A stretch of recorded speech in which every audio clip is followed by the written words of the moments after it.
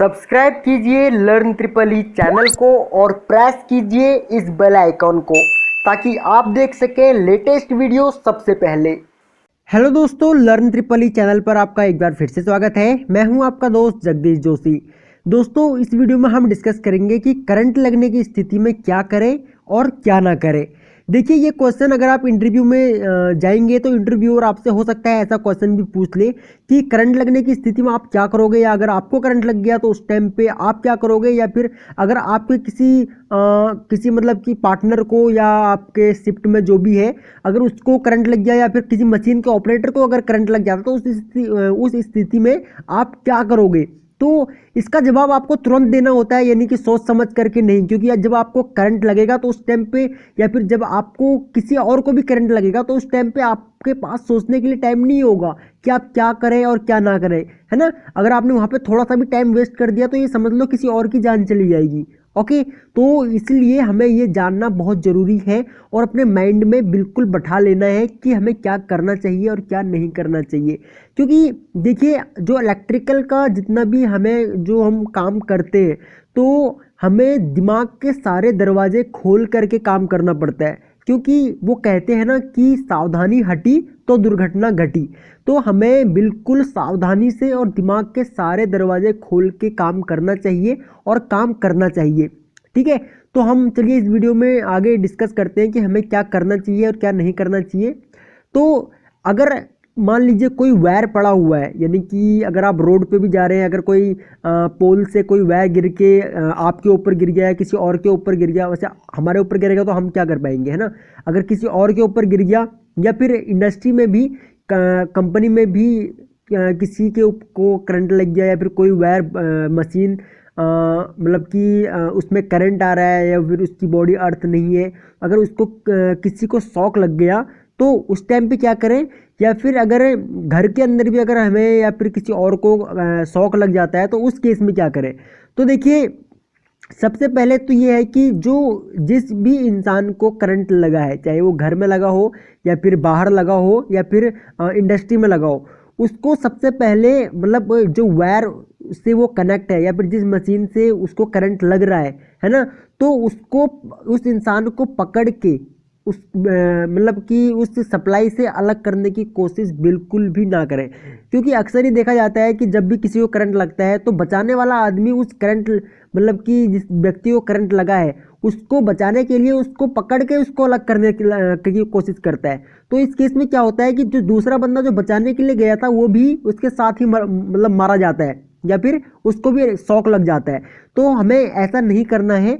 हमें first of all क्या करना है कि हमें कोशिश करनी है जिस वायर से उसको करंट लगा है उस वायर को इलेक्ट्रिसिटी से डिस्कनेक्ट करने की, या फिर जिस मशीन से उसको करंट लग रहा है उस मशीन की सप्लाई ऑफ करने का, या फिर जिस भी वायर को अगर उसने मतलब उसकी वायर उसके ऊपर मतलब आ गई है और उसको करंट लग रखा है तो हमें सूखी लकड़ी या फिर रबड़ के दस्ताने इनसे उस वायर को अलग करना है।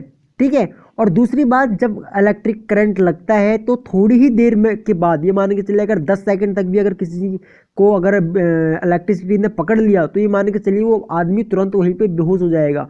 बेहोश नहीं भी होगा तो बिल्कुल अकड़ जाएगा। तो इस केस में ऐसे इंसान को जिसको करंट लगा है उसको मरा हुआ नहीं समझना है, क्योंकि अक्सर लोग मतलब समझते हैं कि यार ये तो मर गया और काफ़ी घबरा जाते हैं, है ना। तो घबराना बिल्कुल भी नहीं है, और उस केस में उस बंदे को बिल्कुल होश से काम लेना है और उसको ट्रीटमेंट उसका चालू करना है। अब देखिए, उसके बाद जो मैंने पहले ही बताया था आपको कि घर का हो चाहे इंडस्ट्री का हो या फिर बाहर कोई सब स्टेशन हो, वहाँ की मेन सप्लाई तुरंत बंद कर देनी है इस केस में, अगर हमें या फिर किसी और को करंट लग जाता है तो। दूसरा ये है कि जैसे कि मैंने आपको बताया था, अगर किसी को करंट लग जाता है तो आप उसका स्विच मतलब मेन स्विच बंद कर दीजिए, और घायल व्यक्ति को जिस इंसान को करंट लगा है उससे मतलब तार को अलग कीजिए, या फिर जिस तार से उसको करंट लगा है तो उससे उसको अलग कीजिए, या फिर अगर किसी मशीन से करंट लगा है तो रबड़ के दस्ताने या फिर कोई सूखी लकड़ी, है ना, उससे उस इंसान को जिसको करंट लगा है उससे सप्लाई से अलग करने की कोशिश कीजिए।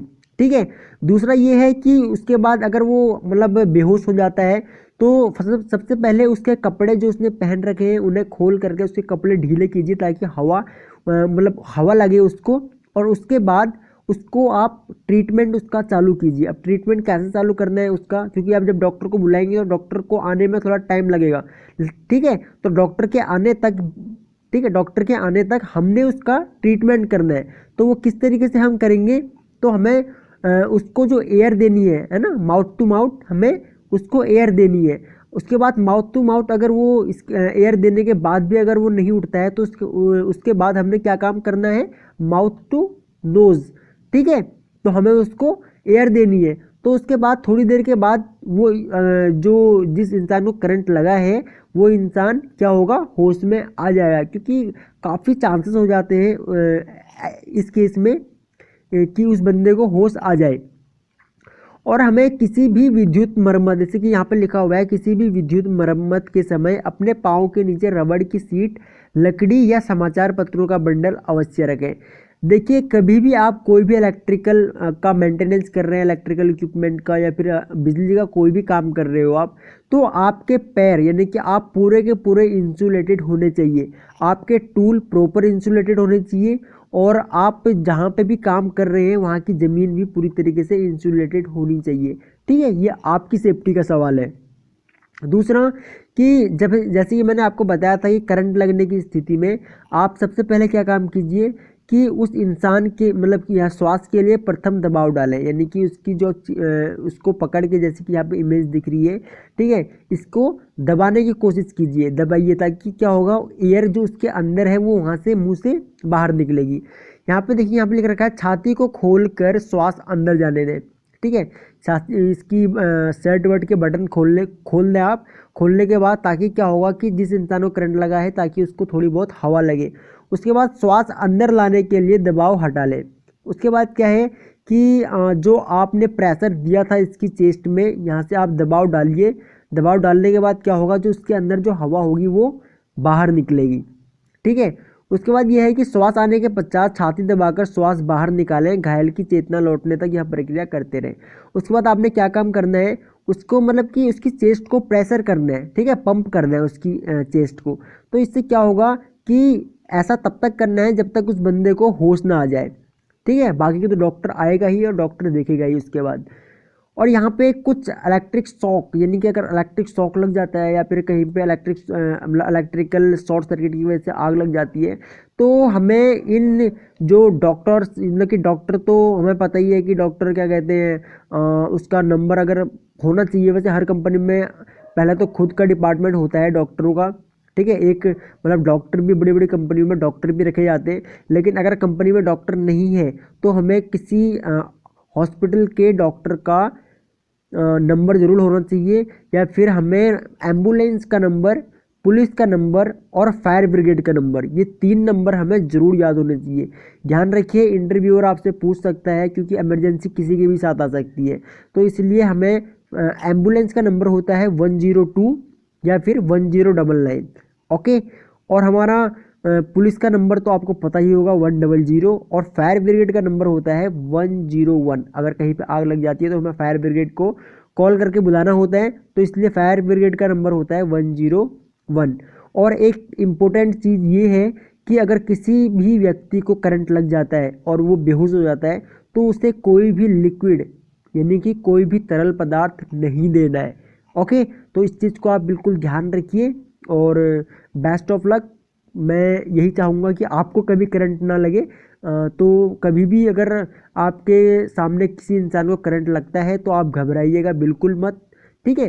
ठंडे दिमाग से उसको आप उसकी हेल्प करना, और उसको मतलब डॉक्टर के आने से पहले ही उसको आप ट्रीटमेंट कीजिए। डॉक्टर के आने से पहले ही वो बंदा ठीक हो जाएगा, जो थोड़ी बहुत कसर होगी वो डॉक्टर पूरी कर देंगे, ओके गाइज। तो आई होप कि आपको ये टॉपिक समझ में आया होगा, एंड ये टॉपिक आपके लिए हेल्पफुल भी रहेगा, ठीक है। अगर आपको ये वीडियो पसंद आई तो आप इस वीडियो को लाइक ज़रूर करें, और हमें कमेंट करके बताएं कि आपको ये वीडियो कैसी लगी, या आप हमें कमेंट करके बताइए कि कभी आपको करंट लगा या फिर आपके सामने कर किसी को करंट लगा हो, तो प्लीज़ आप हमें कमेंट करके बताइए नीचे, और आपने उसके बाद क्या किया, ठीक है, ये भी प्लीज़ ज़रूर बताना।